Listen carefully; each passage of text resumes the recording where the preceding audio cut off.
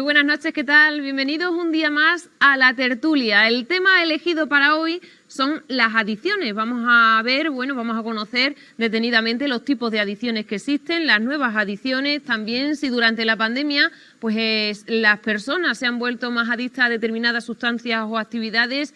Y para hablar sobre todo ello tenemos con nosotros hoy aquí a Antonio Molina, educador social y fundador de From Bienestar. Muy buenas noches. Muy buenas noches, Rocío. Muchas gracias igual por contar con nosotros y también por poner el ojo en un tema tan importante y tan relevante en estos días como son todas esas problemáticas relacionadas con las adicciones. Un placer tenerle por aquí también a dos usuarios, ahora sí, Manuel y José Miguel. Muy buenas noches. Buenas noches. Ellos nos van a contar un poquito, pues su experiencia en este tema, en las adicciones y cómo pues también decidieron pedir ayuda, qué tratamientos están siguiendo y la evolución que han notado en todo este proceso. Vamos a comenzar hablando con Antonio. Antonio, son muchos los tipos de adicciones que existen, ¿verdad? Coméntenos así por encima cuáles son y también las diferencias que existen entre unas y otras. Sí, Rocío, principalmente cuando hablamos de adicciones podemos identificar, digamos, como concepto, primero, una enfermedad mental con tendencia a la recaída, ¿no? Esto quiere decir que la adicción es una enfermedad crónica que no tiene cura, pero con la que sí se puede aprender a vivir y digamos que puede intervenir de muchas maneras en la vida de las personas. Algunas adicciones, las más conocidas, tienen que ver con sustancias tóxicas, ¿no? A esto se le llaman adicciones a sustancias, pero también estamos notando un incremento y además ahora creo que está muy a la orden del día, todas esas adicciones que se relacionan directamente con comportamientos o con conductas, son las que llamamos adicciones conductuales y bueno, tienen que ver pues con todos esos comportamientos compulsivos y repetitivos que se pueden dar y una de las más conocidas en la actualidad, por ejemplo, es la ludopatía. Hablamos también de nuevas adicciones, ¿no? Porque en los últimos años han aparecido nuevas adicciones, quizás más del tipo que nos comentabas, ¿no? Al juego, a las nuevas tecnologías. Totalmente, Rocío. Fíjate, dentro de toda esa categoría de adicciones a comportamiento podemos encontrarnos, pues adicciones relacionadas con el sexo, con la compra compulsiva, con las nuevas tecnologías, redes sociales, pero también son muchas las adicciones que se están empezando a poner encima de la mesa, que ni siquiera todavía se recogen como tal, pero sí que ya están empezando a compartir ciertos patrones y muy seguramente con el paso de los años la vamos a tener que estudiar también como tal. Se me ocurre, por ejemplo, una de ellas es el tema de la cirugía estética. Estamos viendo cómo muchas veces, y sobre todo esto es algo que se da en el género femenino, tras la exposición y la presión que las mujeres sienten para conseguir ciertos cánones de belleza y tal, pues acaban intentando encontrar esa felicidad de una forma externa, intentando, digamos, cambiar sus cuerpos y modificándolos, y esto pues al final genera una espiral muy perversa donde las modificaciones cada vez son más y no se encuentra un punto para poder parar. Estas son algunas de las que hoy día también se ponen encima de la mesa, pero seguro que son muchas más con las que nos encontremos en el paso de los años. Adicciones a lo mejor nunca antes que se podría pensar, ¿no? Que llegarían determinados comportamientos, en este caso, a finalizar de esta manera, siendo una adicción, como el ejemplo que nos ponía, ¿verdad? Así es, Rocío. Yo, si me permites una reflexión, creo que realmente vivimos en una sociedad de consumo. Entonces, por definición, una sociedad de consumo es una sociedad que intenta hacer que la gente encuentre su bienestar consumiendo de una manera externa a ellos mismos. Entonces, teniendo claro esto, yo creo que es muy difícil encontrar hoy día a cualquier persona que no esté de alguna manera expuesta a desarrollar una adicción. En cierta manera, todos y todas somos adictos, ¿no? Entonces, claro, cuando aparte por circunstancias vitales o porque hay incluso una cierta predisposición genética en algunos de los casos, nos encontramos con la enfermedad de la adicción en el camino, es importante meterle mano cuanto antes para que no se siga agravando ese patrón o no se siga agravando esa enfermedad. Algunas personas pues son más sensibles, ¿no? a esto y también pues hablas de enfermedad. Está comprobado que las adicciones son una enfermedad. Hablamos de enfermedad mental. Sí, fíjate, Rocío, las adicciones atacan a toda la esfera de la persona, ¿no? Podemos decir que tiene un componente genético, esto tiene que ver con una huella genética. Normalmente si se rasca en el árbol genealógico, además de manera directa hacia arriba, sí que puede haber antecedentes de consumo o de exposición a ciertas adicciones. Lo que pasa es que también es cierto que la sociedad ha cambiado mucho. Antiguamente muchos padres, muchos abuelos, pues vivían a lo mejor el alcoholismo de una manera muy privada, ¿no? Remitiéndose únicamente esos consumos al espacio de casa. Sin embargo, no podían pasar su jornada sin consumir alcohol. Estas cosas antes estaban muy calladas, pero las dinámicas de hoy día pues hace muy difícil que una persona remite solamente ese consumo al espacio íntimo, y entonces esto ya empieza a generar luego otro tipo de conductas disruptivas en el exterior, y eso pues favorece que las adicciones estén más a la orden del día. Pero sí que tiene un componente genético, luego tiene un componente psicológico. Cada persona con sus propios rasgos de personalidad pues tienen diferentes formas para afrontar un problema, una dificultad. Entonces depende cómo cada uno vaya mezclando esos elementos, pues tendrá su cóctel perfecto, digamos, para desarrollar una adicción, sin olvidar el último elemento, que es el elemento que tiene que ver con el entorno, con el contexto, ¿no? Y no es menos importante, porque muchas veces los contextos sí que determinan muchísimo la capacidad que tenga esa persona para conocer otras posibilidades a la hora de relacionarse, de generar un proyecto de vida autónomo, independiente, etcétera, etcétera.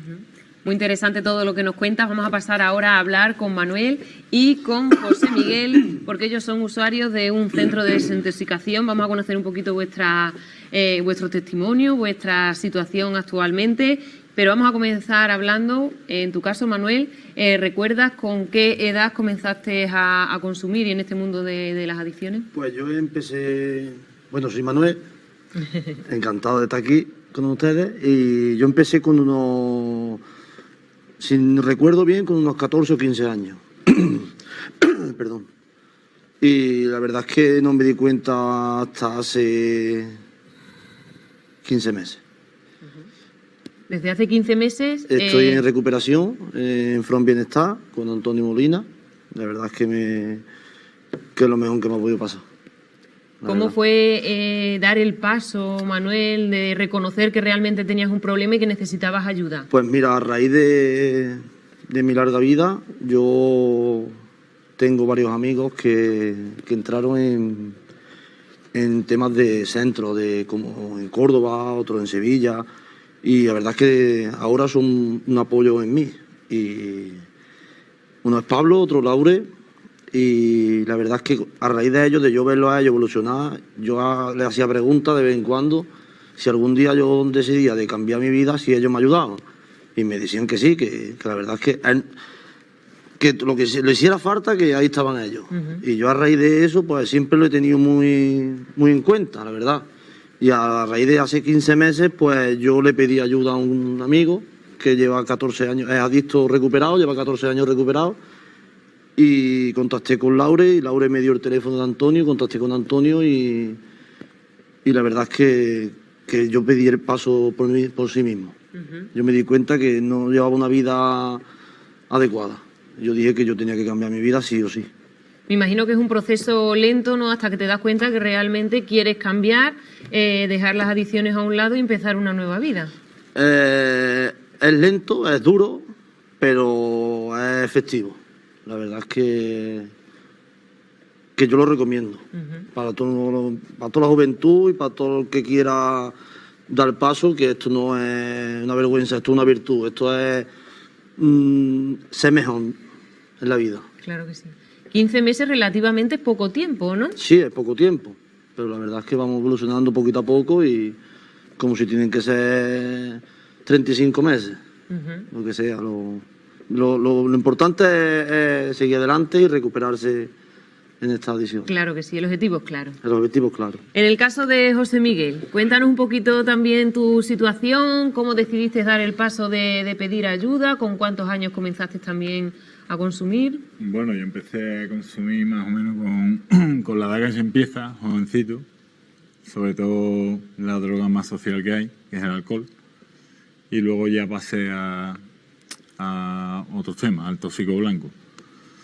Y al principio es como todo, empiezas picoteando un poco, la novedad, para arriba, para abajo, ya empiezas a consumir más. Pero bueno, en mi caso personal empecé de jovencito, pero era esporádico. Después ya hubo un tiempo que era casi todos los fines de semana, coincidió sobre el 95 por ahí que me fui a trabajar a Madrid, me olvidé del tema, estuve un año y pico, a la vuelta volví a Sevilla, seguí picoteando un poco, pero ya realmente el problema empezó desde hace unos 12 años para acá, más o menos. Ahí ya el consumo era cada vez iba más. Intenté salir por mí mismo, yo solo, no pude. Intenté también por otro centro donde hacía terapias grupales, pero también fue un fracaso, porque era un sistema diferente. Eso era contar los días, tomarte una pastilla para que no bebas y tirar para adelante. Entonces, yo no fue que pedí ayuda, yo sabía que tenía un problema, yo sí lo sabía, yo era consciente de que tenía un problema. Lo que pasa es que también tenía una careta puesta en mi vida. Mi vida era, aparentemente, iba todo bien, mi vida era la familia bien, los amigos bien, mi pareja, mi familia, o sea, mi niña, y todo lo que mi trabajo, todo lo que me rodeaba parecía perfecto, pero yo estaba hecho una mierda por dentro. Yo estaba mal, yo tenía una careta para cada situación y era una vida de mentira. Lo mío era una vida de mentira, totalmente. Y yo no fue como el caso de Manuel, que me puse a informarme y dejé de informarme. Yo es que toqué fondo. Yo llegué un día que toqué fondo. Y ese día llamé a Antonio. O sea, yo ya estaba haciendo terapias individuales con él, pero no estaba haciendo nada. O sea, yo seguía mi bola, yo creo que él lo sabía. De hecho, lo sabía. Él sabía que yo seguía en activo. Pero él esperó que me pegara el batacazo y me lo pegué. Y yo un día me levanté, de donde fuera. Yo un día me levanté, que llevaba dos noches fuera de mi casa, y ahí toqué fondo. Ahí me di cuenta que se iba mi vida, me la cargaba.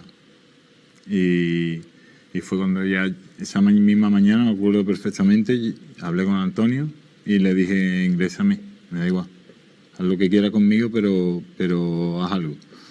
Y él finalmente me ingresó. Le tengo que agradecer a él que no me metiera en un centro al uso, porque me metí en un piso terapéutico, que estuve en 9 meses. Y ¿verdad? Está el centro, o sea, están las terapias, un centro, terapia, piso terapéutico y centro. Se supone que el piso terapéutico es un punto intermedio, no llegas a un centro, y la verdad que a mí me fue genial. En el piso al principio mal, allí te dan unas pautas, allí entramos siempre, ¿cómo se dice? Vamos, que no tenemos, a ver cómo digo yo. A ver qué nos quiere decir ese Miguel. Desestructurados. Ajá, vale. ¿Sabes? No tenemos ningún tipo de estructura, no tenemos nada, prácticamente. Cuando entramos locos perdidos, prácticamente. Entonces, que allí ya empezamos a tener unas pautas, ahí empezamos a tener unos horarios y, bueno, hacemos terapia, vamos al gimnasio. Son un montón de cosas, en realidad. Yo empecé a leer, empecé a escribir, y la verdad que después de 9 meses, al salir del piso, sigo dando terapia con ellos, y la verdad que hasta el día de hoy. Estamos hablando que hace cuánto tiempo que comenzaste en estos pisos y luego ya continuaste con las terapias. Pues va a ser 2 años. 2 años. Y en 2 años ha sido un cambio radical sí, en tu vida. El cambio ha sido muy, muy bueno. Mira, yo antes te he dicho que mi vida antes era aparentemente todo perfecto, pero yo estaba mal por dentro. Ahora se puede decir que es un poco al revés. Ahora se puede decir que mi vida es un pequeño caos, porque, por ejemplo, me he separado de mi pareja, no tengo trabajo, sigo yendo a terapia, pero yo me levanto por las mañanas y yo lo primero que hago es sonreír. Y yo me siento bien conmigo mismo. O sea, ahora mismo todo es un caos, pero yo estoy bien, ¿sabes? Y eso pues, me ayuda a tirar para adelante.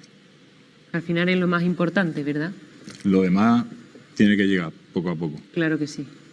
La verdad es que es muy interesante todo lo que nos cuentan. Antonio, tú estás más acostumbrado a escuchar todos estos testimonios con usuarios de diferentes perfiles. Como bien nos han comentado, cada uno lleva su terapia en el centro. ¿De qué depende, no? De que un usuario tenga este tipo de terapia, otro usuario tenga otra, que en el caso, por ejemplo, de José Miguel, pues ingresara en un piso terapéutico. ¿De qué depende un poco todo? Pues fíjate, Rocío, un poco el secreto está en la puerta de entrada, al recurso, ¿no? Cuando una persona pide ayuda es importante y es vital que haya un profesional delante, que pueda identificar cuáles son los elementos que están interviniendo en esa realidad concreta, en ese momento concreto, y a partir de ahí poder marcar un itinerario adecuado, ¿vale? Cada persona es un mundo. Hay gente que viene empujada, digamos, por un ultimátum familiar, un ultimátum de la pareja. Hay otra gente que ya ha tocado fondo y entonces viene, digamos, completamente rendida a pedir una ayuda. Pero también hay gente que viene rebotada de otro centro, de otro sitio, donde a lo mejor no han conseguido cuajar. Entonces es importante identificar todos esos elementos para poder individualizar cada caso. Y esto es algo que en From Bienestar nos intentamos tomar muy en serio. Siempre podemos cometer algunos fallos, pero intentamos dirigir a cada persona al recurso o al itinerario que va a necesitar para recuperarse. Nosotros, por convencimiento, siempre intentamos utilizar, digamos, la metodología menos invasiva, es decir, hacerlo de la manera más amable. Si podemos contar con el entorno y con que la persona pueda seguir trabajando como un elemento reforzador o estando cerca de su familia, si es un ambiente estructurado y tal, lo vamos a intentar así, siempre adquiriendo unos compromisos previos. Es decir, si adquirimos un compromiso y entre ellos una de las líneas rojas es el hecho de no consumir, es decir, la abstinencia es un compromiso que se tiene por delante siempre. Si se diera un consumo, pues siempre tenemos lugar o tenemos tiempo para reconducir a un dispositivo, como comentaba José Miguel antes, que sea algo más estricto o que tenga, digamos, una supervisión más intensiva de ahí hasta poder llegar al otro tipo de centro, como comentaba él, que consiste en un internamiento, en una comunidad terapéutica, donde hay una supervisión las 24 horas por un equipo altamente cualificado, de psiquiatras, de psicólogos, terapeutas, incluso gente que ya ha superado esto y que está en ese camino de la veteranía. Y cada persona pues va a tener o va a necesitar una atención concreta, ¿no?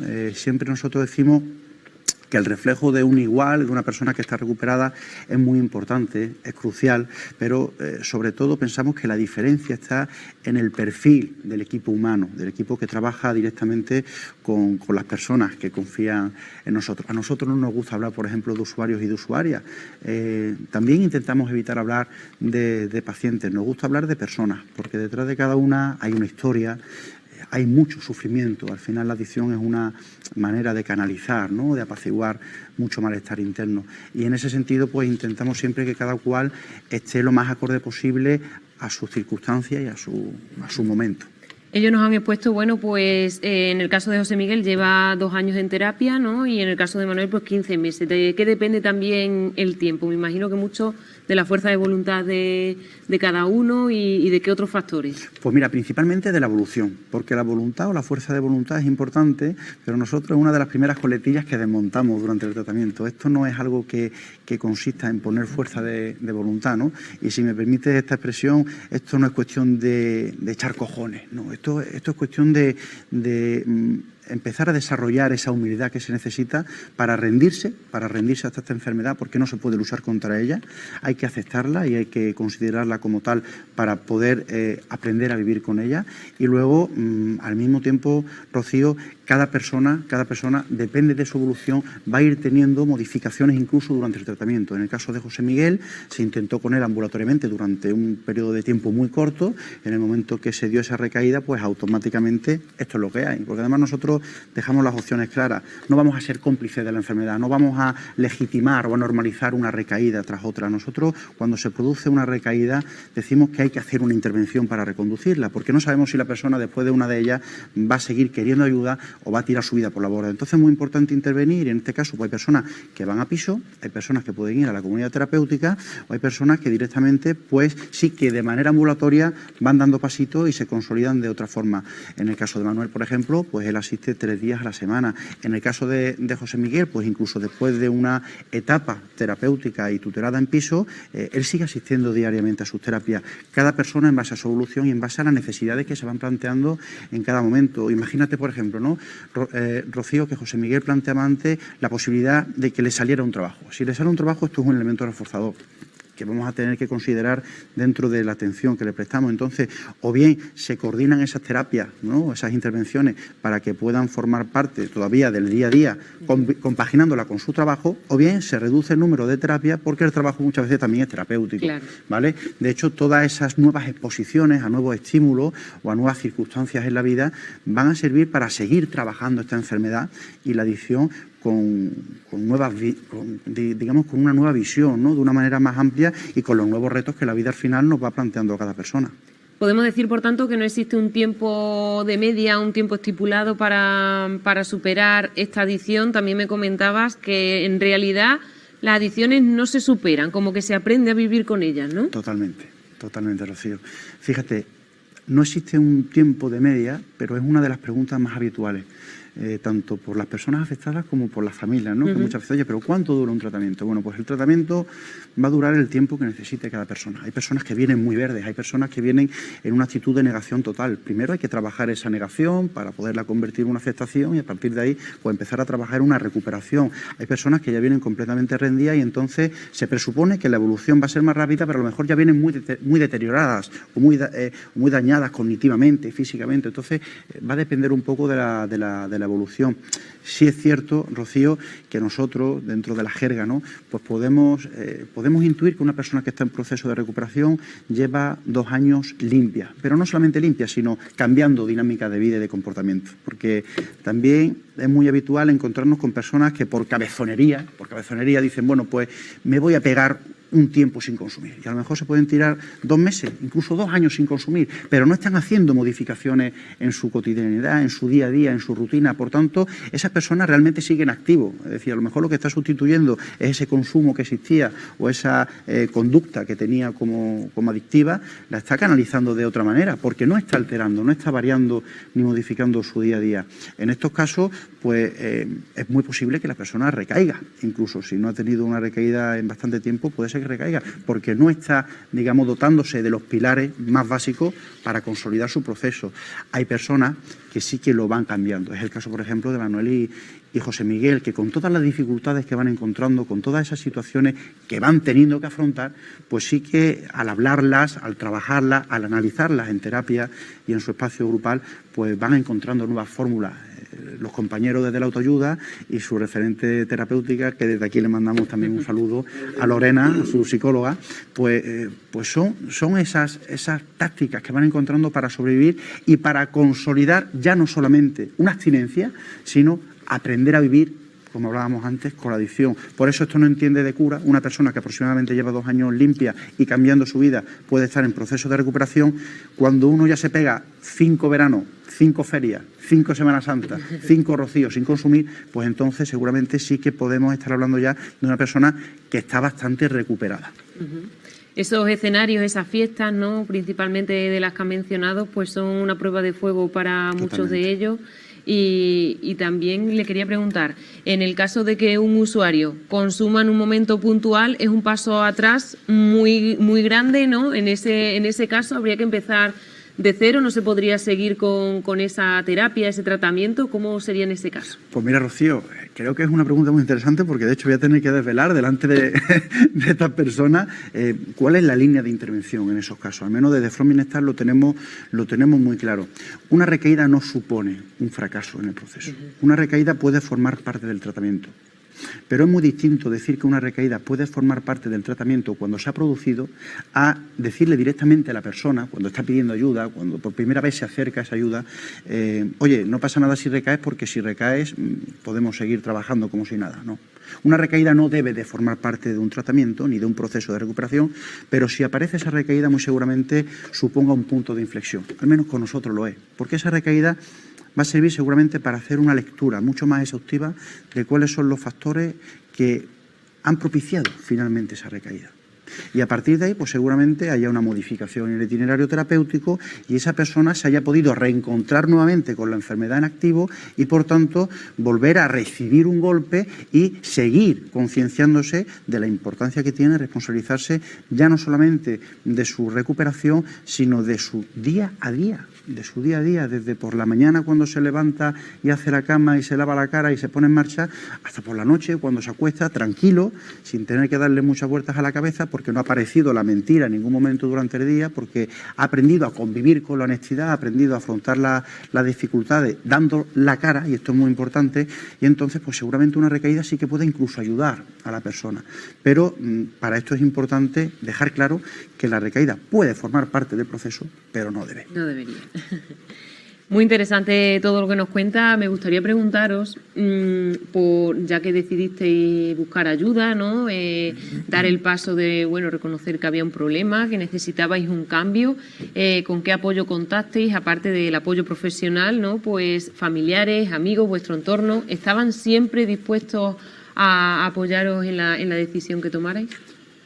Yo en mi caso tengo muy bueno, aparte de mi familia, como he comentado con Pablo, Laure y varios amigos, que yo decidí de cambiar y ellos me apoyaron y me siguen apoyando, y mi madre y mi hermana y toda mi familia, la verdad. Siempre has contado con su apoyo. Me emociono porque es verdad que cada vez que hablo de ellos... Sí, porque al final la familia es una parte que sufre mucho. La familia sufre desde el primer día, no desde el día que nosotros damos el paso. La familia sufre desde que te ve, porque aunque no lo vea claramente, pero lo está viendo el día a día de tu comportamiento, de tu gasto de dinero, de tu vida que llegas tarde de la calle, de tus amistades. Mi madre siempre ha dicho, porque siempre tú sabes que en un pueblo pequeño pues dice, mi hijo fulanito es menganito, es así. No, mi madre nunca ha dicho eso. Si fulanito y menganito es así, mi hijo tiene que ser peor. No ellos son peores porque mi hijo se junte con ellos, sino nunca ha defendido el tema este de... Nunca ha criticado a la persona, ha criticado antes a su hijo, diciendo, si mi hijo se junta con ellos porque mi hijo es peor. Nunca... Y la verdad es que mi madre, de hecho, hemos pasado nosotros mucho en la vida, la verdad. Mi madre es separada de hace 30 y tantos años y la verdad es que hemos pasado mucho. Y yo lo único que pensaba, digo, yo cómo puedo darle esta vida a mi madre, la misma vida que ha pasado y no he querido. Y la suerte es que me levanté una mañana y digo, esto hay que cambiarlo. Hay que cambiarlo. La verdad es que muy orgulloso mi madre conmigo, yo con ella. Y es lo mejor que me ha podido pasar. ¿Y en el caso de José Miguel? En mi caso también un poco diferente porque prácticamente lo sabía mi pareja nada más, ¿sabes? Yo vivía con ella y solamente lo sabía mi pareja, mi hermana gemela, por cierto, un saludo desde aquí, que mi hermana sabía que picoteaba para arriba y para abajo, pero no le daba más importancia y aparte yo se la quitaba también cada vez que hablaba conmigo. Y no sabía nadie más. Yo ya te he dicho que yo tenía una máscara, ahí nadie sabía nada, ahí era mi guerra interna.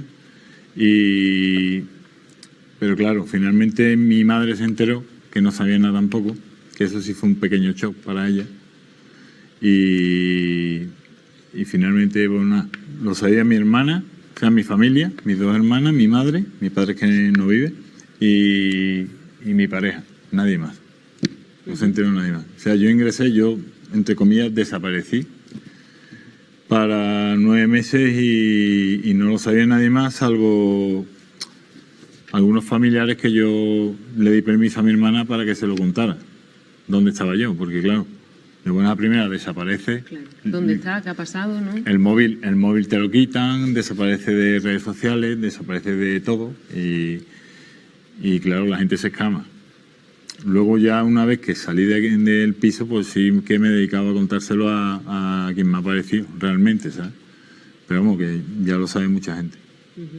También debe ser un paso complicado, ¿no? El que tu problema se extienda al resto del entorno de amistades y demás que no lo sabían, lo conozca. ¿En algún momento habéis tenido miedo al rechazo? ¿Habéis pensado, bueno, pues, qué van a pensar de mí, ¿no? ¿Todo va a ser negativo?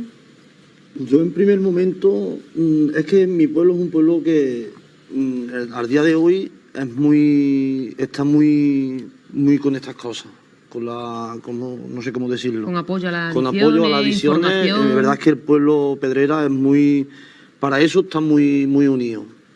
Y la verdad es que a mí desde el minuto 1 a mí no me dio, incluso yo fui cerrando puertas, incluso contándoselo a amistades tóxicas, para que en ningún momento me pudieran ofrecer, ni en ningún momento me pudieran llamar, ni en ningún momento me pudieran... no las he dejado al lado, están ahí, no contacto con ellos y demás, pero tampoco veo una cosa de que si ellos lo saben, mejor para mí. Claro. No quiero, prefiero decirlo yo, y yo voy con mi cabeza muy harta, diciendo donde estoy, donde no me importa. Y desde el primer minuto, toda la gente que lo sabe a mí me ha apoyado mucho, está viendo cómo voy, y te ve por la calle y te pregunta, porque es verdad que el que quiere algo bien para ti, pues, se va a alegrar siempre. El que quiere un mal, a un lado, yo no lo quiero. La verdad es que hasta el día de hoy, incluso yo entré a un trabajo, soy de pastelero, y lo primero que cuando contacté para hacer la entrevista, lo primero que dije, donde estoy, la adicción que tengo y que estoy en tratamiento. Y a raíz del minuto 1, a mí me están apoyando lo más grande. Y gracias a ellos, pues puedo tener mi trabajo y puedo venir a mis terapias y puedo ser quien soy ahora mismo y estar donde estoy. Claro que sí, el trabajo también pues te está ayudando en tu caso. Muchísimo, porque en todos los casos no sería lo mismo. Porque ocultar, porque puede haber que haya tóxicos dentro de ese trabajo, puede ser que... Pues yo lo dije del minuto 1 y tenía dos opciones, o que me cogieran tal como estoy o que me rechazaran, pero desde el minuto 1 me acogieron y se alegran día a día de mi recuperación. Claro que sí. José Miguel, en tu caso, ¿notaste que podrían o presentías que podrían rechazarte? ¿Tuviste miedo en algún momento? Claro, el miedo siempre lo tiene, al principio. Porque una vez sale, dice a ver quién se lo cuento, a quién no, pero conforme avanza el proceso terapéutico, va pasando el miedo. Conforme ve que otros compañeros ya lo van contando, pues te vas animando y eso pasa. Y empecé con mis mejores amigos. Bueno, en realidad el marrón se lo dejé un poquito a mi hermana porque le dije a quién se lo tienes que decir tú mientras yo estoy en el piso. Para cuando salgan. Así esas personas ya lo saben. Entonces me quité pues familia, primos, amigos directos. Pero luego ya a quien se lo quería contar, pues cada vez te cuesta menos trabajo. Y mira que piensa que todavía el tema este de la adicción aquí en España está un poco estigmatizado, ¿sabes? No es como, por ejemplo, en Estados Unidos. Ahora, por ejemplo, si yo fuera a buscar trabajo y yo pusiera en el currículum que pasa por un proceso de recuperación de adicciones, eso ahora lo ven y dicen, hostia, ¿y este tío? No sé qué. Por ejemplo, en Estados Unidos eso ocurre y son puntos a favor del demandante de empleo porque allí lo que piensan, si este tío ha salido de una adicción con lo difícil que es eso, ¿qué no será capaz de hacer, sabes? Entonces son diferencias. Y a lo que iba, que yo tenía miedo también a eso, al estigma, a lo que pudieran decir, pero que al final son chorradas. Siempre se dice que cuando se habla de un problema es porque ya se ha superado o se ve más normal, ¿no? Entonces cuando se habla en este caso de vuestro problema es porque ya pues como que lo grave ha pasado, ¿no? Y ya pues no te importa hablarlo con quien sea realmente. Al final te acostumbras. Al final te acostumbras a contarlo, porque yo ya prácticamente se lo estoy contando a todo el mundo.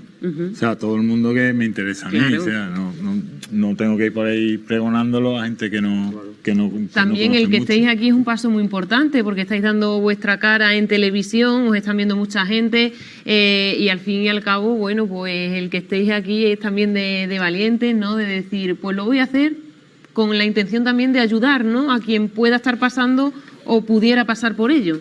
Hombre, la verdad que eso es importante. La verdad que eso es importante y Y bueno, para todos los que tengan ese problema ahora mismo, ya no solo adictos, sino también familiares, y nos vea, decirle, aunque suena atópico lo que yo voy a decir, pero que es que hay salida, hay salida. Yo pensé que no la había, pero la hay solución. Y además que esto no solo te cambia de salvarte de una adicción, sino te cambia como persona, como ha dicho Antonio. Te da humildad, te hace ser en definitiva mejor persona, aprende a tener disciplina, espíritu de sacrificio, todo. Al final te cambia. Un cambio radical para bien. La verdad que sí. En tu caso, José Miguel, ¿cómo fue el enfrentarte a una nueva realidad después de esos 9 meses en ese piso terapéutico? Pues fue uno de los pasos que más me costó realmente. En mucho tiempo, ¿no? Sí, en mucho tiempo. Yo cuando volví a casa con mi mujer y mi niña, pues cometí un error, entre comillas, que es que utilicé, como no trabajaba y no tenía prisa por trabajar, pues utilicé lo que era mi casa como piso terapéutico. Entonces yo iba haciendo las pautas como... Y al final, bueno, no está mal hacerlo, pero que algún día tienes que afrontar lo que es la realidad, afrontar los estímulos, afrontar la calle, afrontar la gente, afrontar los compañeros de trabajo, afrontarlo todo. Y otra cosa que me pasó es que cuando llegaba los viernes, yo decía, bueno, ¿y ahora qué? ¿Sabes? Yo estaba acostumbrado a lo que estaba acostumbrado, todos los viernes lo mismo, que si vamos a beber, que si fiesta, para arriba, para abajo. Y yo me vi ya bastante más recuperado y yo decía, ¿y ahora qué hago? Y yo pensaba, digo, mi vida al final, ¿qué va a ser? Yo ¿para qué me quiero recuperar si no disfruto? O sea, eso se te mete la adicción y te engaña. Finalmente, también por el proceso que llevo, he ido aprendiendo poco a poco a disfrutar sin consumir. Que yo creía que no era posible, pero es que es posible. Al final te ríes igual, al final tienes una cena con amigos y disfrutas, al final empiezas a disfrutar de mi hija verdaderamente. Cualquier cosa que hago con ella no tiene nada que ver como lo hacía antes. Antes era un trámite, tengo que llevar a la niña aquí, tengo que ir para allá, para arriba, para abajo. Ahora toda cosa que hago con la niña, desde que la veo hasta que se acuesta, lo disfruto. Y eso gracias a cómo estoy ahora, evidentemente. Una evolución muy importante, Antonio. Han hablado pues del apoyo familiar, de amigos. Para estas personas también es necesaria pues la profesionalización que ofrecéis, ¿no? Y los consejos, así como terapias, porque son una parte que realmente lo pasa mal, sufre, quiere ayudar, no sabe cómo, ¿verdad? Es fundamental, Rocío. El trabajo con la familia debe ser de obligado carácter para abordar una adicción. Es cierto que cuando una persona adicta toca fondo, muchas veces ella se encuentra sola. Y ante eso pues hay que aprender a sobrevivir solo, ¿no? O sola en ese sentido. Pero sí que si se viene todavía con un músculo familiar o se viene con un apoyo familiar, las cosas se facilitan mucho. El trabajo con la familia es obligado porque del mismo modo que la persona adicta enferma, el entorno también termina enfermando. De hecho, esto recibe un nombre, es el nombre de coadicción, está muy relacionado con la codependencia y son todas esas dinámicas de comportamiento que muchas veces los seres queridos de la persona adicta van desarrollando de cara a la persona afectada para intentar salvarla o para intentar, digamos, cuidarla o que abandone esa adicción y, sin embargo, lo que están consiguiendo es lo contrario. Digamos que se está produciendo un efecto rebote, ¿no? Está reforzándose esa conducta adictiva. Es muy importante intervenir sobre las familias para que aprendan también a identificar y a detectar cuáles son esas dinámicas de comportamiento, poder ponerle fin y a partir de ahí ayudar verdaderamente a la persona afectada. Muchas veces es marcar el límite. Muchas veces es trabajar el autocuidado de los familiares y de las personas que rodean a la persona adicta. Y por eso el trabajo familiar es importantísimo. Nosotros todas las semanas, un viernes sí, un viernes no, además si algo nos ha enseñado el COVID es que lo telemático también ayuda mucho, tenemos encuentros con las familias. Son encuentros amplios donde las familias también tienen su espacio para compartir y para escuchar otros casos y otras vivencias que al final le hacen sentirse acompañadas. Ven que esto es algo que afecta a muchas familias, que esto es algo que no entiende de estatus ni de categorías profesionales, sino que esto es algo que afecta a todas las personas. Y entonces son espacios donde las familias encuentran un poco ese soporte, donde no existe el juicio, donde no existe ese estigma, ¿no?, que antes aludía José Miguel. La madre de Manuel, por ejemplo, la parienta, como le llamamos en tratamiento, es una persona que de por sí ha tenido una vida muy dura, ha luchado muchísimo y ella sola se ha recuperado y ha sanado de sus situaciones como mujer y como madre, ¿no? Y hoy día cuando ella se emociona y cuando ella llora contando cómo está su hijo y la evolución que Manuel está teniendo, yo creo que eso es lo que verdaderamente nos motiva y nos mueve a la gente que nos dedicamos a esto, ¿no? El ver cómo las personas se recuperan, y eso es algo muy visible, pero también el entorno va sanando, ¿no? Y hay veces que ni se lo creen, hay veces que, bueno, pues el último día de la madre, ¿no? Pues el último ejemplo que se me pasa por la cabeza, el último día de la madre, pues Manuel invitó a comer a su madre. Esto era un detalle, era un gesto que a Manuel no se le había ocurrido en la vida. Era algo que él no hubiera podido hacer de haber seguido en activo con la adicción. Esto no supone solamente un punto de ruptura de Manuel consigo mismo y con su enfermedad, sino que también supone un punto de ruptura en esa conciencia de madre que está viendo cómo su hijo por fin le da la categoría de madre que durante tanto tiempo ella ya pensaba que no ocupaba. Sí, porque en muchos casos incluso hay familias que desisten, dicen no puedo más, no sé cómo ayudar, tiro la toalla y se rompen esas relaciones. Y claro, pues la persona que necesita ayuda, que es adicta, pues se ve también un poco solo, ¿no? Claro, por eso es muy importante antes de llegar a ese punto, Rocío, porque muchas veces es cierto que por agotamiento las familias pueden llegar, es importante pedir ayuda o asesoramiento profesional, ¿no? Porque para eso estamos los educadores sociales, para eso están los psicólogos, las psicólogas, para poder también mediar en ese tipo de intervenciones, y aunque se ponga un límite, aunque se dé un ultimátum, siempre hay que intentar aspirar a un objetivo. El objetivo es reconducir a esa persona a que pida ayuda por sí misma. Si se cierran puertas sin más, pues normalmente eso puede ser un peso más o una losa más en la espalda de la persona adicta, que de por sí está sufriendo, ¿no? Y un elemento más de autodestrucción, pues para ella ya se vive como algo normal. Si ese ultimátum o si esa medida viene acompañada de una alternativa, de una puerta abierta a la recuperación, sabiendo que si esa es la puerta que se elige, ahí va a estar su familia, pues entonces sí que muy probablemente se pueda conseguir, a lo mejor en el corto, en el medio, en el largo plazo, que la persona en algún momento diga, oye, merece la pena intentar aspirar a tener familia, a tener gente cerca, y si para eso tengo que empezar a trabajar mi adicción, oye, pues a lo mejor es el momento. Entonces sí que persiguiendo un objetivo de esa manera se ayuda a reconducir muchos casos. Este es uno de los servicios estrella que prestamos en From Bienestar, ¿no? Son intervenciones que van orientadas a la conciencia de enfermedad de la persona que la padece, alterando un poco el comportamiento del entorno, ¿no? Que sean capaces de poner esos límites y de saber tratar, de saber escuchar y de saber también decir que no a ciertas cosas, y a partir de ahí, pues que la persona adicta se vea finalmente motivada a pedir ayuda. Estupendo, pues vamos a seguir hablando ahora de más aspectos sobre las adicciones. Va a ser dentro de unos minutitos, vamos a hacer una pequeña pausa, volvemos enseguida, no se muevan.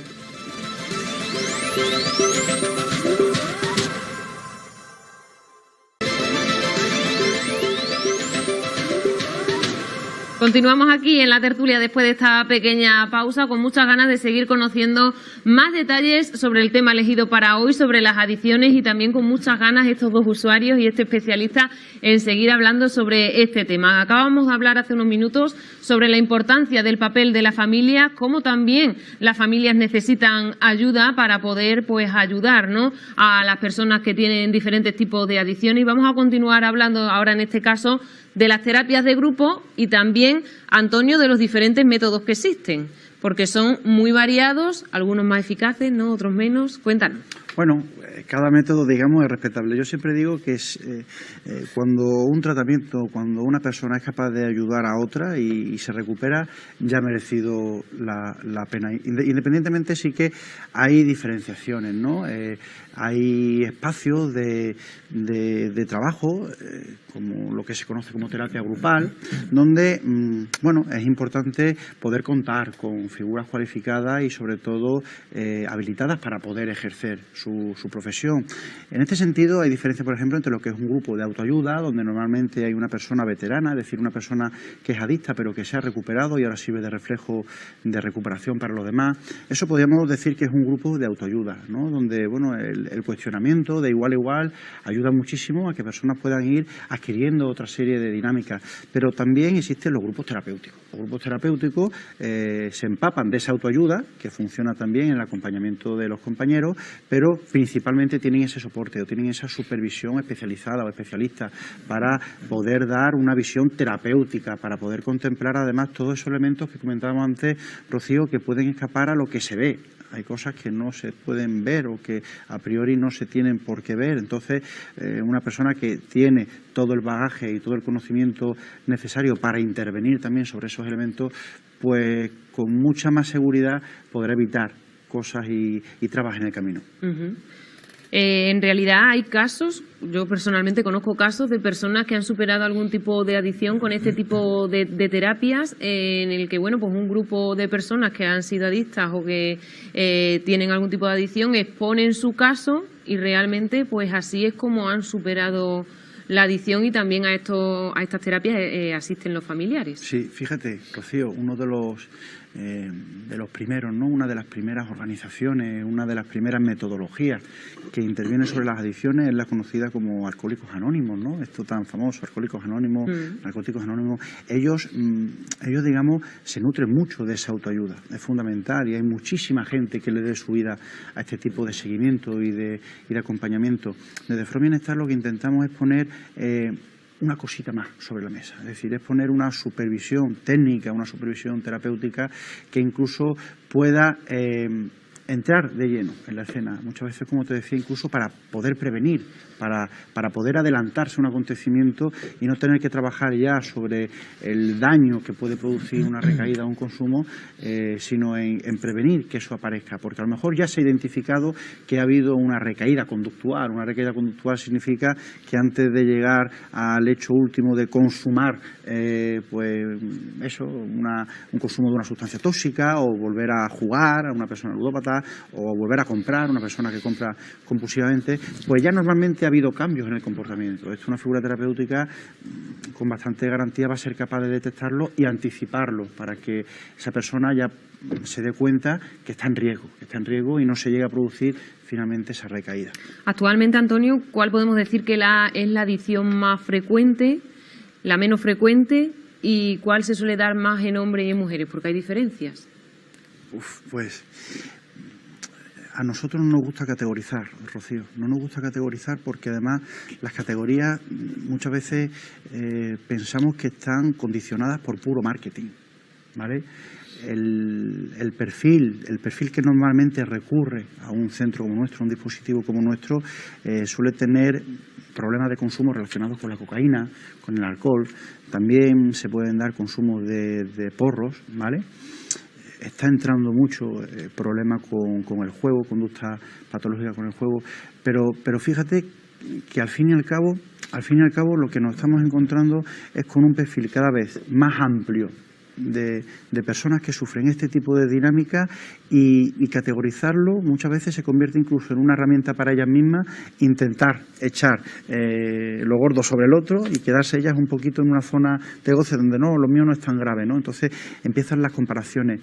Yo siempre digo, la adicción es el nombre y lo que te haga adicto es el apellido. Es decir, para recuperarse de una adicción hay que supervisar todo lo que atañe a la conducta de la persona. No podemos quedarnos solamente con evitar el consumo de una sustancia concreta o evitar una conducta concreta, sino que si aparece, por ejemplo, una práctica compulsiva de deporte, pues también hay que supervisarla, porque muy seguramente se está empezando a canalizar por ahí ya de una manera poco sana, ¿no? Lo que a priori puede parecer muy sano, oye, pues a lo mejor no lo es tanto, porque si te pasas 4 o 5 horas en el gimnasio, seguro estás dejando de hacer otras muchas cosas que son importantes, ¿no? Pasa mucho con la comida. Aparece una necesidad de ingerir alimentos, sobre todo azucarados, pues muy grande. Pasa con las bebidas gaseosas, ¿no? O con las bebidas azucaradas también. Normalmente aparecen conductas que también tienen que supervisarse durante el tratamiento, porque pueden ir tapando esa adicción, pero al fin y al cabo pueden suponer una puerta abierta para volver a recaer. Nosotros decimos que la adicción siempre toma múltiples formas hasta que vuelve al punto que realmente le gusta, que normalmente tiene que ver o bien con esa sustancia estrella o bien con esa conducta estrella, pero luego todo lo demás sigue siendo muy importante, Rocío. También existe la adicción al trabajo. Sí, totalmente, totalmente. De hecho, fíjate, la adicción al trabajo, la adicción a las inversiones, la adicción a las apuestas, todo esto que se relaciona ahora con los bitcoins y las criptomonedas, está muy a la orden del día. porque normalmente, como vivimos, decíamos antes, una sociedad capitalista, una sociedad de consumo, se interpreta que siempre que se esté obteniendo un beneficio, siempre que se esté obteniendo algo, un tener, pues no debe ser tan malo, no debe ser tan malo. Sin embargo, cuando un trabajo impide que seas capaz de responsabilizarte de tu hija o de tu hijo, o impide que compartas tiempo agradable con tu pareja o con tus padres, o cuando las criptomonedas se convierten en una atención constante a una pantalla para ver toda esa volatilidad, ¿no?, donde al final se obtienen esos beneficios, pues evidentemente se está hablando de una conducta adictiva o de otra adicción, porque hay muchos tipos, son múltiples, y cualquiera de ellas luego te puede abrir nuevamente puertas a la estrella. Yo siempre pongo un ejemplo muy práctico porque además se suele identificar mucho. Imagínate una persona que de repente deja un consumo de cocaína y de alcohol o de porros y ante una recomendación nuestra terapéutica de recomendar una práctica deportiva para poder estar más sano, para también liberar esos químicos cerebrales que permiten que la persona esté más feliz y tal, empieza a hacer una interpretación de esa recomendación que le damos y empieza a ir al gimnasio o a hacer una actividad física durante 5 horas. Muy seguramente al principio pueda ser tomado como algo positivo por la persona, porque además notará esos cambios físicos, pero fíjate qué curioso esto, Rocío, que si esa persona logra consolidar eso como un hábito, esa asistencia durante 5 horas al gimnasio como un hábito, y de repente un día concreto se lesiona el hombro, se lesiona el tobillo y no va al gimnasio, para esa persona se acaba el mundo. Y es en ese acabar el mundo, es en esa sensación, es en ese malestar donde vuelve a aparecer esa adicción y esa estrella que está esperando para decir, bueno, pues entonces si no puedo hacer esto que a mí me gusta hacer tanto, para eso prefiero volver a lo que estaba. Entonces ahí es donde decimos que la adicción te ha pillado por la puerta de atrás porque está intentando tornar nuevamente, pero de diferentes formas. Has mencionado también, Antonio, el juego. Es cierto que cada vez hay más personas adictas al juego y que son jóvenes, porque vemos muchos jóvenes también pues, a través del teléfono móvil. No hace falta asistir a un salón de juegos, ¿no?, para poder practicar esta adicción, sino que está como más a la orden del día, más a mano, más cerca, ¿no?, y es más posible. Rocío, de las 10 últimas admisiones que hemos tenido en Forminestar, 7 han sido de personas jóvenes que presentan este tipo de conducta patológica.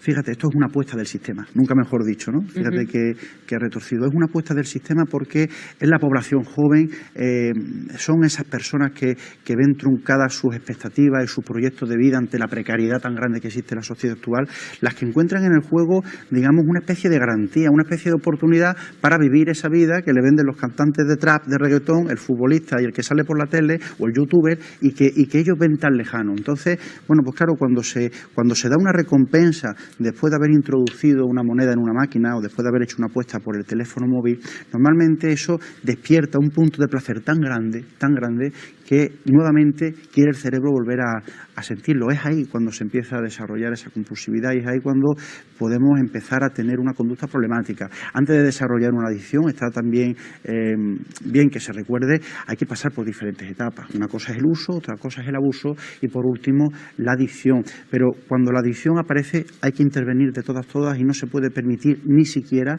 una nueva experiencia con ese objeto, ¿no? Porque eso puede suponer, pues al final, que aparezca de una manera compulsiva y que la persona pues corra un riesgo enorme. Al final, todos son pérdidas, porque aunque en el juego se intente engañar, ¿no?, pues al final nadie gana importantes millones ni con el juego, porque al final siempre, de una manera u otra, te hace jugar más y al final perderlo todo, claro, ¿no? Fíjate, Rocío, la banca siempre gana.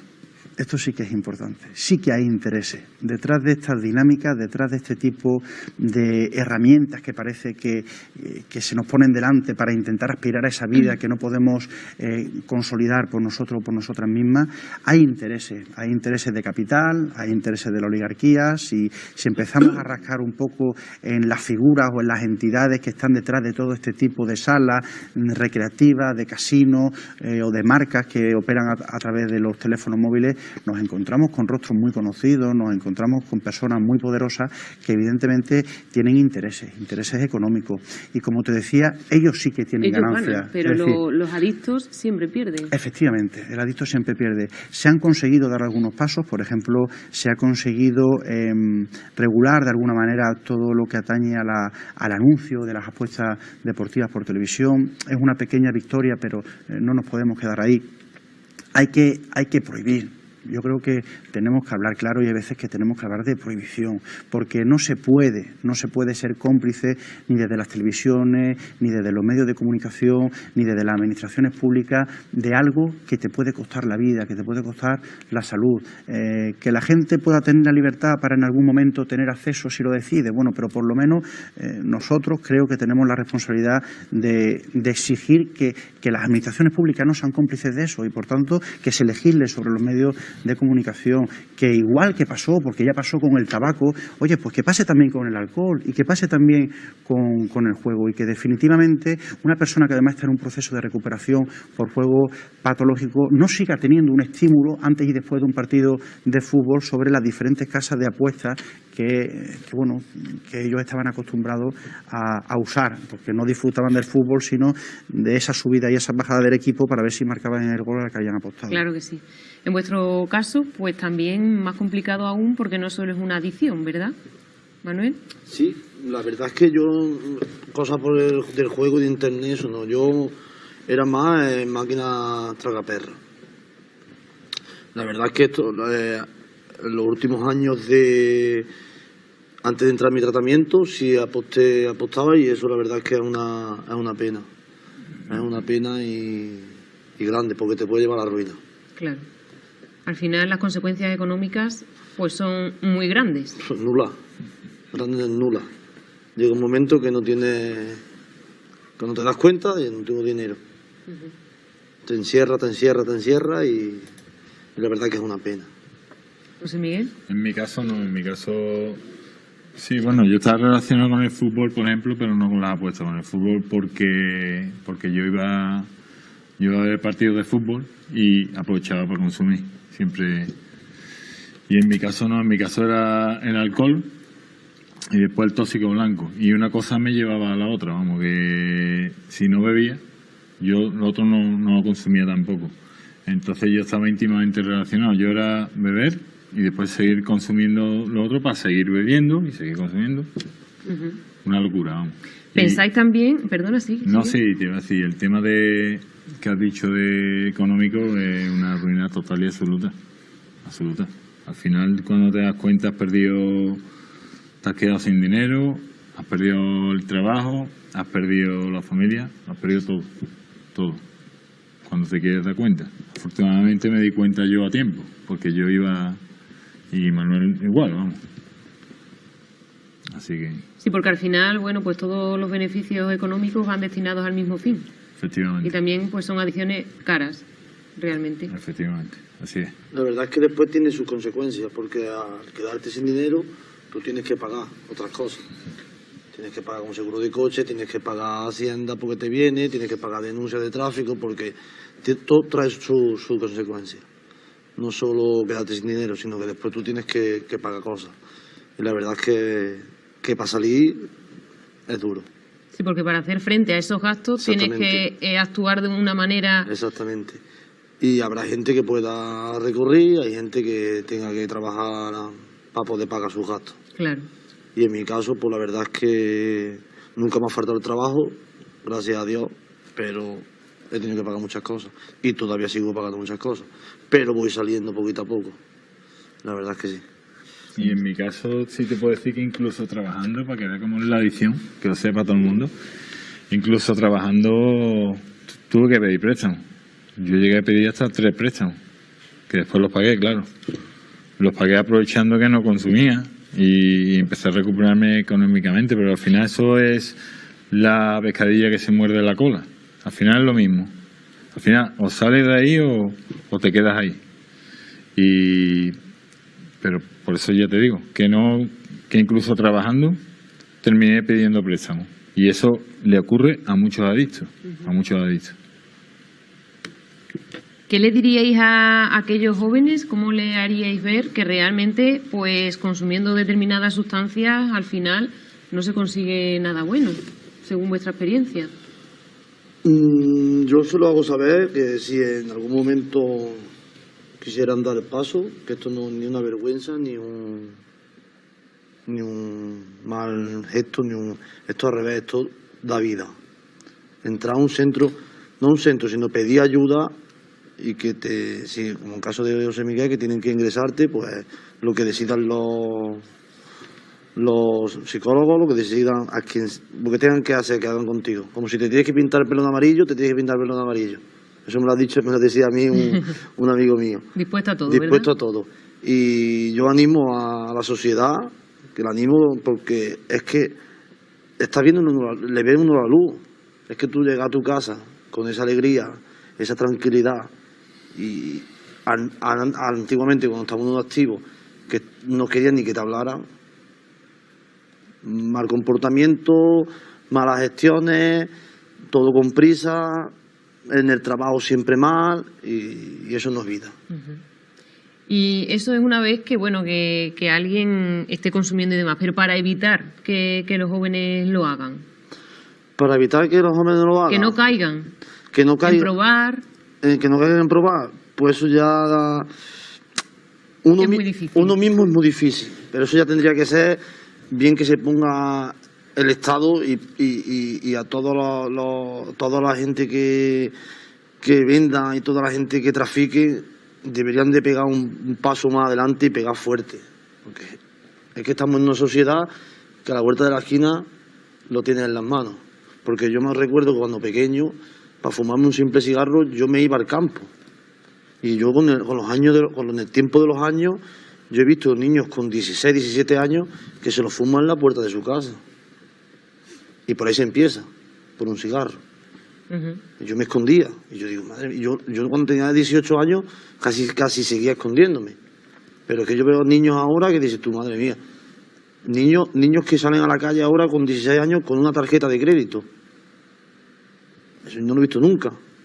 Yo he salido, pero ya con trabajo, con más edad, que eso es lo más fuerte del mundo. Que tú debes dinero en lo harto y tú gastes dinero en consumo, eso es lo peor que se puede hacer. José Miguel. Yo he quedado en la clave. Es complicado poder darle una directriz, poder hablar con chavales jóvenes tal como está la sociedad. Es que la misma sociedad te incita, es algo social, es algo muy divertido, es jiji, jaja. Entonces, ¿qué hacemos? ¿Qué le digo? ¿Yo qué le digo? ¿Que no beba? Yo con 15 años bebía. Yo te voy a decir a ti que no bebas. Y yo ahí no sabría qué mensaje darle. Yo sabría qué mensaje darle a gente que está ya un poco pillada por la adicción. Sí, pero a gente... Yo como le digo a un chaval de 15 años, yo no merece la pena, mira cómo estoy yo. Se va a reír de mí. Supongo que haría falta aquí un chaval joven que tiene su edad y que ya ha pasado por este proceso nuestro de adicción. Le llegaría más. Pero bueno, aún así sí animo a que al final tenéis más posibilidades de que desarrolléis la enfermedad si empezáis a beber desde más joven, ¿sabes? Y bueno, un poco más puedo decir. Sí, que al final no es un juego, ¿no? Que todo se toma, como tú bien has dicho, a modo de broma, de risa, pero que a la larga puede desencadenar en un grave problema, ¿no? Que no es lo mismo hacer un botellón un fin de semana o beber esporádicamente que también incitar, porque es lo que también le quería preguntar, que si cada vez piensan que los jóvenes no solo consumen alcohol, sino que también lo acompañan con otras sustancias. ¿Es cada vez más frecuente? ¿Tenéis conocimiento? Sí, por supuesto. Bastante. Es que, en mi caso, vamos, lo digo a boca llena, yo ya salía con el tóxico antes de salir a la calle. Si no, no salía. Bien, me estoy dando cuenta ahora que yo salía con el tóxico antes de salir a la calle para poder relacionarme con la gente, para poder hablar. Y yo me estoy dando cuenta que yo soy mejor persona y hablo y me socializo con la gente mejor que con... No te hacía falta porque realmente no eres una persona Exact- tímida. Exactamente. Que mucha gente a lo mejor por su Exactamente. timidez o su forma de ser puede utilizarlo. Exactamente. Yo, por relacionarme, por decir, soy mejor. Y eso es lo que te trae a la ruina. Te trae a la ruina y te trae al desastre, la verdad. Desgraciadamente el consumo de cocaína, de alcohol y cocaína es más frecuente y además con gente más joven. O sea que es que ya que te encuentras, yo qué sé, sales por la calle y ves un coche y ves a dos chavales de 20 y tantos y se están poniendo una. Entonces, la verdad que la cosa está complicada en ese sentido. Y ya digo yo que los cánones de esta sociedad no ayudan nada, en absoluto. Por lo que he dicho, por lo del alcohol, ¿sabes? Así que, bueno, pero para eso tenemos a gente como Antonio, que se encarga de todas estas cosas. También como cada vez está más normalizado, ¿no? Pues ver, por ejemplo, esa acción que comentabas, antes a lo mejor sorprendía más y ahora pues... No tiene la vuelta de la esquina. Sí. Claro, es sin que- querer lo ves y ya cuando lo ves 3 veces pues como común, ¿no? Como, bueno, Está bien. es normal. Pero es una pena. Claro que sí. Antonio, Rocío, con todo lo que fíjate, comentan, mucho que decir también, ¿no? Me uno plenamente al análisis que tanto José Miguel como Manuel hacen de la situación. Nosotros, otra de las patas fundamentales y que además es una de las que impulsó también a nuestro proyecto, es la pata de la prevención. Esta la llevamos a cabo tanto en administraciones públicas, en ayuntamientos. Si Dios quiere, dentro de muy poquito estaremos en Mollullo de la Habitación llevando a cabo la campaña de prevención de adicciones, pero también colaboramos con entidades, vamos a trabajar con CEAR de manera altruista, hemos trabajado con fundaciones, con asociaciones, con colectivos muy desfavorecidos en entornos muy castigados para poder prevenir la aparición de este tipo de adicciones. Porque es posible la prevención Claro, de adicciones. es posible, pero fíjate, me uno estrictamente a una de las demandas que hacía Manuel. Esto es una lucha que viene muy de largo, ¿no? Ya existía un grupo de madres en el País Vasco cuando empezó el caballo en España que encontraron la solución yendo a hacer scratches y a buscar directamente a narcotraficantes, ¿no? Yo creo que es importante ir a por todas, ir a por la droga, ahí donde está la droga, y castigar en este sentido a las personas que juegan con la vida de los demás. Nosotros, cuando trabajamos con población juvenil para el tema de la prevención, siempre nos apoyamos en un rostro que además conocen ellos. No voy a desvelar su identidad porque no está aquí con nosotros, pero sí que me hubiera gustado. Hoy día está estudiando una formación superior después de pasar también por piso terapéutico y haber venido además muy dañado cognitivamente, ha recuperado todas sus facultades. Él me acompaña a este tipo de prevenciones, a este tipo de talleres, cuando no es él, es otra persona, que es una persona joven que sirve mucho más de reflejo para esos chavales y chavalas a los que nos dirigimos en ese momento. Y lo que intento es mostrar la otra cara, la cara cruda de la adicción. Hay mucha dinámica de prevención que se han llevado a cabo a lo largo de la historia, que si me permite, pues yo soy bastante crítico con ellas, ¿no? Yo creo que hay cosas que ya se están quedando obsoletas. Yo me acuerdo, por ejemplo, cuando era escolar y vinieron a explicarme la prevención hacia el consumo de alcohol, que me ponían unas gafas que estaban un poco distorsionadas y te decían, camina por la línea, verás tú cómo te cuesta. Y dices tú, qué morboso, qué chulo, pues voy a beberme una copa con 13 años que me están dando esta charla para ver si esto es verdad y cambio las gafas por la realidad. Hoy día toda esa dinámica yo la dejaría fuera y creo que lo importante es mostrar la cara cruda, la cara que aparece cuando una persona, independientemente de la edad que tenga, es lo suficientemente responsable como para tener un primer uso o experiencia con una sustancia. Es en ese momento ya cuando se disparan las alarmas y cuando aparece el riesgo. El mejor consejo, la mayor recomendación, por muy tópica que suene, es no experimentar, no llegar a probar, porque ya en el momento que se prueba la persona está en riesgo, además desconociendo todos esos antecedentes, como hablábamos antes, que pueden tener a nivel genético, predisposiciones, etcétera, etcétera. Pero sobre todo saber que si se está desarrollando un hábito, si hace falta beber un lote o una copa antes de salir de discoteca o con los amigos, si un cumpleaños, un evento se llega a poner en cuestión porque resulta que no se ha podido conseguir la botellón a tiempo o el colega que iba por los porros no lo ha podido pillar, si esas dinámicas empiezan a aparecer, pues es importante también empezar ya a plantearse si pedir ayuda o al menos cuestionarse ese comportamiento. La prevención es fundamental. Es que ojalá se dedicaran y se destinaran muchos más recursos a la prevención para tener que evitar lo que es ya la intervención directa sobre el problema una vez que ha aparecido. Han hablado ellos de las consecuencias económicas y también pues hay que resaltar que para pedir ayuda en muchos casos pues se necesitan recursos económicos, ¿verdad? También, bueno, pues desde las administraciones públicas existen ayudas, tipos de ayudas en este caso para poder ayudar a personas con diferentes tipos de adicciones. ¿Son las suficientes? ¿Habría que hacer más hincapié en eso? Fíjate, Rocío, hace poco me preguntaban también en medios sobre este tema. Yo hablaba de la ola invisible. La ola invisible es la que tenemos encima ahora. Después de la ola del COVID, de toda esta pandemia, yo creo que lo que nos queda son todos los efectos nocivos que esa época o ese tiempo va a terminar pasando factura sobre las personas. Ahora es cuando viene lo gordo. Yo hablo de esa ola silenciosa porque es una ola que afecta directamente a la salud mental. Estamos hablando de salud mental cuando hablamos de adicciones y es por eso que las administraciones públicas se tienen que poner las pilas. Ahora parece que está escuchándose un poco, ¿no? También que se empiezan a plantear alguna reforma de ley, algún tipo de proyecto donde van a intentar aumentar el número de psicólogos y psicólogas en los ambulatorios, en los centros de atención primaria, pero no es suficiente, no es suficiente. Estamos asistiendo al cierre sistemático de recursos públicos para el tratamiento de las adicciones. Por favor, no al cierre de los CTA, no al cierre de comunidades terapéuticas públicas.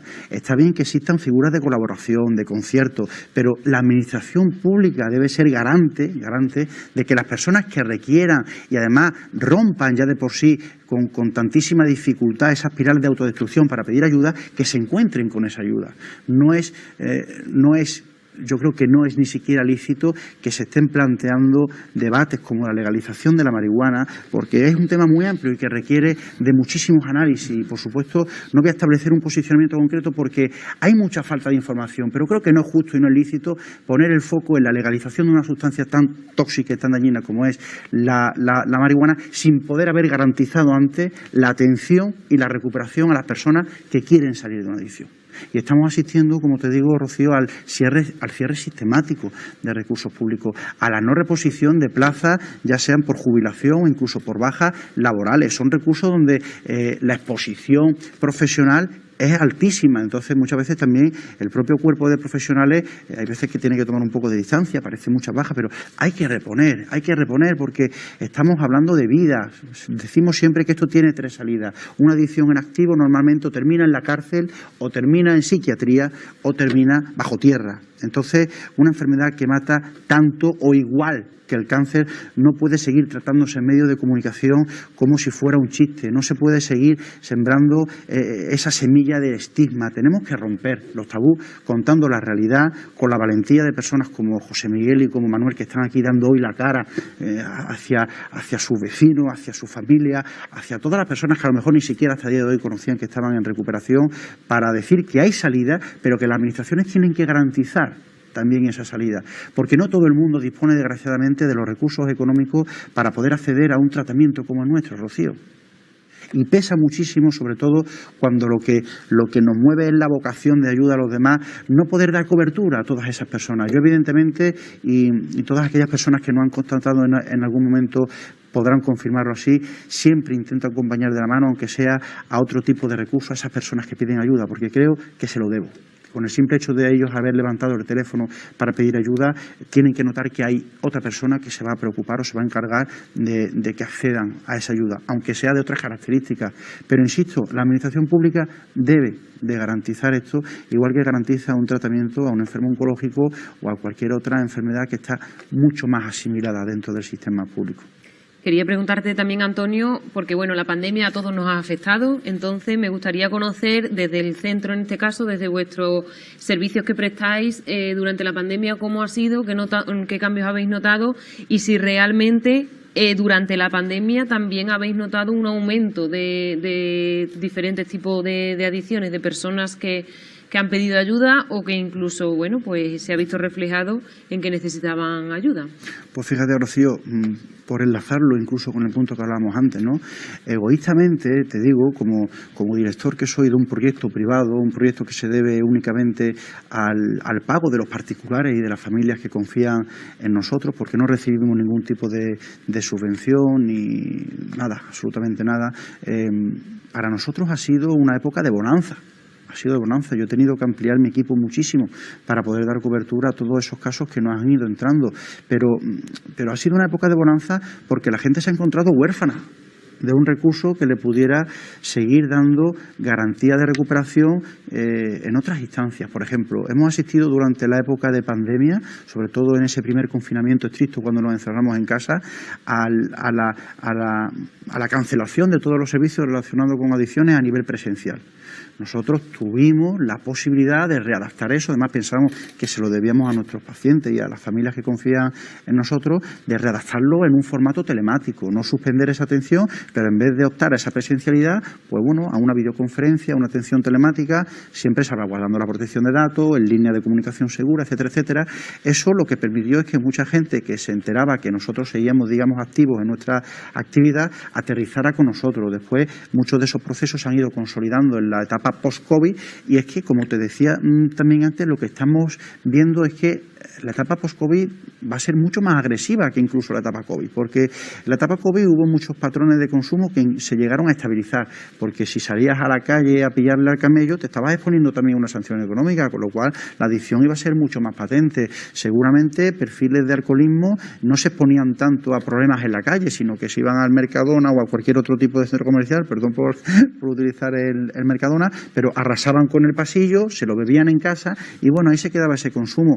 Sin embargo, ahora estamos asistiendo a cómo muchísimos jóvenes, muchísimos adolescentes están empezando a tener problemas de conducta, quizá ya como síntoma último de toda esa etapa que han estado reprimidos o que han estado en casa sin poder socializar, cambiando toda su dinámica de vida. Sí, sin con poder ganas de socializar. recuperar el tiempo perdido, Claro, al fin y al cabo. y nos estamos encontrando con gente que viene desesperada, Rocío, desesperada, y por eso creo que es importante pues pegar un poco ese tironcito de oreja a las administraciones públicas, que yo creo que deberían garantizar que todas estas personas, independientemente de sus recursos económicos, pudieran acceder a una ayuda. Que personas libremente, porque puedan, quieran optar a un recurso como nuestro, fantástico, pero por lo menos que algo tengan garantizado. Es que nos va la vida en ello, Rocío. Mañana puede ser tú, puedo ser yo, otro familiar. Entonces tenemos que hacer piña en esto y exigirlo. Yo digo que ya creo que es tiempo de exigencia. Se nos va agotando el tiempo, Antonio, pero no quería terminar sin diferenciar los tipos de terapias que ofrecéis, el piso, en este caso, como hizo uso de él José Miguel, y también los centros. José Miguel mencionaba el centro, que es como ya la última opción, ¿no? Como una opción mucho más seria y más estricta. Así es. Mira, Rocío, nosotros tenemos una cartera de servicios enorme, porque aparte de abordar el tema de las adicciones, trabajamos también con adolescentes y con familias. Por el desempeño profesional que los miembros de nuestro equipo ha tenido durante su historia, hemos trabajado con diferentes ámbitos y colectivos, pero centrados en el tema de las adicciones, disponemos de una cartera de servicios muy amplia que pueden ir desde el ingreso, las 24 horas con supervisión, en una comunidad terapéutica o en una clínica. Nos apoyamos además en Riservida, unos compañeros que se encuentran en Jerez, desde aquí les mando también un saludo enorme, como los pisos terapéuticos, donde nos apoyamos en Sinderesis, como el programa, el tratamiento ambulatorio, que diferencia pues entre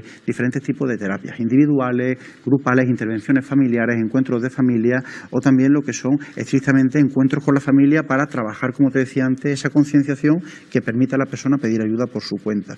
Esas son, digamos, la mayoría de las demandas que no entran por la puerta, pero luego también hacemos acompañamiento, ponemos una persona para poder tutelar algunos procesos que en domicilio quieren realizar esa desintoxicación. Tenemos que individualizar cada caso y por eso también estamos siempre abiertos a esa creatividad que permita que personas puedan recuperarse accediendo un poco a su demanda. De esas tres vertientes, por así decirlo, ¿cuál suele ser la más demandada o la que más recomendáis según cada caso? ¿Cuál suele ser más frecuente? La más demandada normalmente por la persona adicta, fíjate qué casualidad, y las casualidades no existen, es la terapia ambulatoria. La terapia ambulatoria evidentemente implica que se puede seguir adelante normalmente con el trabajo, siguiendo en la casa. Entonces la persona adicta no quiere renunciar a eso, no quiere pasar por un ingreso para tener más posibilidades de seguir consumiendo, porque esto es lo que se mueve al final en la cabeza de una persona adicta. Sin embargo, las familias normalmente lo que requieren o lo que demandan es un ingreso. Yo siempre digo cuando atiendo el teléfono, porque además soy yo quien lo atiende, esto no es una cartera de servicios como el que va a un fisioterapeuta y dice dame un masaje aquí o dámelo aquí. Aquí aquí es el equipo profesional el que determina, después de una primera entrevista donde se valoran esos elementos, qué tipo de recurso de dispositivo es el que se necesita. Porque si se puede ambulatoriamente, será ambulatoriamente, si se debe mediante un ingreso, será mediante un ingreso, o si tenemos que aplicar otro tipo de lectura para reconducir finalmente esa situación, se va a aplicar. ¿Vale? Es decir, no hay nada cerrado, sino que muchas veces también podemos hacerlo de diferentes modos para lograr en última instancia que esa persona se recupere. Bueno, pues ahora os toca otra vez a vosotros. Ya vamos a ir terminando y nos gustaría, bueno, pues conocer en todo este camino, ¿no? Si realmente ha sido la primera vez, creo que Manuel, en tu caso sí, ¿no? Que pedías ayuda. No sé, José Miguel, si ya había tenido varios intentos anteriores o también fue la primera vez. Fue la segunda. La segunda. Entonces podemos decir que bueno, que ha sido eficaz, ¿no? Que en tu caso con la primera vez y en tu caso con la segunda, pues habéis comenzado una nueva vida. La verdad que sí. Un camino que para vosotros, ¿qué ha sido lo más difícil? Yo tengo varias cosas. La verdad es que el camino es muy largo, la verdad que es muy duro, pero ¿cómo lo diría? El reconocer no sé cómo decirlo. Piénsalo bien, Manuel. Es que serán muchas cosas también las que tengas en mente. Sí, la verdad que no sí, pero lo más bonito de todo es mi familia. La fuerza, el día a día de ellos, mi trabajo, los amigos, el vivir, yo qué sé, hay muchas cosas. Al final te estás quedando con todo lo bueno. No has bueno. resaltado lo más difícil, ni lo más complicado. Eso es importante. Pero porque es que no sé cómo decirlo, la verdad. Rocío, si me permite, por echar un cable, Antonio. muchas veces el 80% de la recuperación de una persona adicta, por ponerle un número, es la capacidad que tenga esa persona de concienciarse de su enfermedad y aceptarla. Yo creo que eso es lo más duro porque eso implica todas las cosas que han ido hablando durante este tiempo. Yo creo que eso es un poco lo que alude. No es fácil entenderse y aceptarse como una persona enferma, pero es fundamental para recuperarse. Queda muy claro. José Miguel, en tu caso, en tu camino. Yo creo que el proceso en general es complicado en todo momento, ¿no? Lo que pasa es que tiene fases que lo pasas peor y lo pasas mejor. Yo creo que para mí lo más complicado, aparte de lo que ha dicho Antonio, que es el principio que es reconocer que yo, por ejemplo, lo que he contado, que toqué fondo, pues... Y los primeros meses en el piso, evidentemente, me separan de mi mujer, me separan de mi niña, lo pasé mal. Pero una vez que ya entras en proceso terapéutico y vas cogiendo el ritmo, para mí me resultó muy complicado el cambio del piso terapéutico a la vida real, a los estímulos, a volver a las costumbres, a salir. Ese fue... Lo más difícil. Eso fue lo más difícil para mí. Pero vamos, al final lo que hace From Bienestar no es el hecho solamente que tú digas yo voy a dejar de beber. No es dejar de beber. Dejar de beber es el primer paso para la felicidad, evidentemente. Pero como he dicho antes, de nada te vale dejar de beber si al final no eres feliz. Así que From Bienestar se basa en eso un poco. En que tienes que ser feliz sin consumir, aprender a vivir sin consumir. Y hasta que no consigues eso, no eres verdaderamente feliz. Pues ya para ir terminando, Antonio, si quieres, bueno, pues mandar un mensaje final, dirigirte a alguien especial. Pues mira, Rocío, antes fíjate cuando me preguntaba sobre cómo afectan las adicciones a los jóvenes, a los hombres, a las mujeres, te dije que no me gusta categorizar, remitiéndome únicamente al tema de las adicciones, pero sí que creo necesario categorizar en cómo afectan las adicciones y las diferencias entre cómo afecta a un hombre o a una mujer. No quiero dirigirme a todas esas mujeres que pueden estar sufriendo una adicción, porque a ellas les afecta de una manera especial, de una forma especial. Todos los roles de género, todos esos hándicaps que las mujeres tienen que superar por el hecho de ser mujer, afectan de una manera muy concreta a su propio caso, ¿no? Y es por esto que normalmente tienen más difícil la posibilidad de pedir ayuda. Normalmente recae sobre ellas la necesidad del cuidado de las personas dependientes en casa, de las tareas muchas veces todavía relacionadas con el hogar, y les resulta muy difícil salir de esa dinámica para poder pedir ayuda, porque incluso el entorno en estos casos es el que le frena. Es decir, todo lo contrario de lo que a veces pasa con los hombres, las mujeres se encuentran con un freno incluso de la familia, ¿no? A ver si me van a quitar a mi mujer de mi casa y entonces ya a ver yo cómo sobrevivo. Y lo tienen muy difícil. Yo animo también a todas esas mujeres a dar el paso, porque cada vez son más los tratamientos específicos que tienen en cuenta este componente de género y que creo también que es importante personalizar los casos, individualizarlos y tratarlos de mujer a mujer. Por eso nosotros en estos casos normalmente trabajamos con una figura terapéutica de referencia que también es mujer, para poder lograr ese punto de empatía con todos esos elementos que tú también como mujer, Rocío, sé que sabes perfectamente que recaen sobre vosotras por el hecho de serlo. Estupendo. Pues muchas gracias, Antonio. Gracias, vamos a terminar ahora con Manuel y con José Miguel. Pues bueno, mandando un mensaje final, haciendo un balance general, lo que vosotros queráis contar.